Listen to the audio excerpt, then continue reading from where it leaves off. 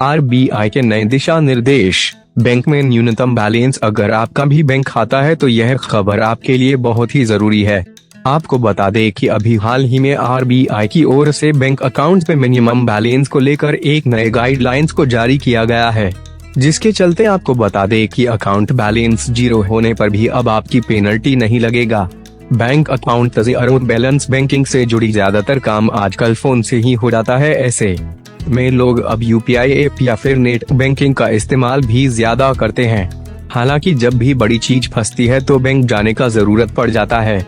कई बार लोगों के एक से ज्यादा बैंक अकाउंट होते हैं तो कुछ अकाउंट में मिनिमम बैलेंस भी होते हैं जो मेंटेनेंस नहीं कर पाते हैं और इसके चलते वे माइनस चले जाते हैं। बैंक नहीं वसूल सकता है पैसा। आपको बता दें कि अगर आपका भी बैंक अकाउंट है और अपने बैंक के अकाउंट में बैलेंस मेंटेन नहीं किए हुए हैं तो आपका बैलेंस 0 हो सकता है, लेकिन माइनस में नहीं किया जा सकता है।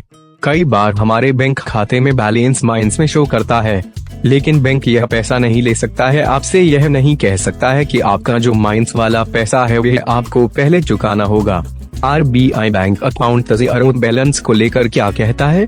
आरबीआई को इसे लेकर एक गाइडलाइंस है जो यह कहता है कि अगर आपका बैंक अकाउंट में माइनस पैसा bank account minimum balance show कर रहा है तो इस सूरत में एक भी रुपया बैंक को नहीं देना होगा।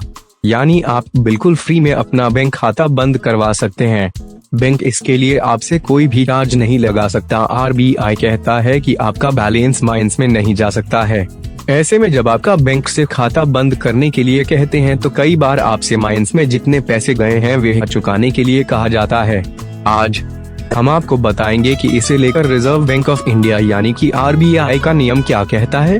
अगर बैंक माइनस चार्ज वसूलता है तो आप कर सकते हैं शिकायत। अगर कोई बैंक आपके बैंक अकाउंट को माइनस में डालता है और खाता बंद करने के लिए minus balance bank account minimum balance चुकाने के लिए कहता है तो इसकी शिकायत आप आरबीआई को कर सकते हैं। इसके लिए आपको बैंकिंग ombudsman RBI इन पर जाना होगा और अपनी शिकायत को दर्ज करना होगा। इसके अलावा आप आरबीआई की हेल्पलाइन नंबर पर भी शिकायत कर सकते हैं। इसके बाद बैंक के खिलाफ कार्यवाही भी किया जा सकता है। साथ ही आपको कोई पैसा भी नहीं भरना होगा।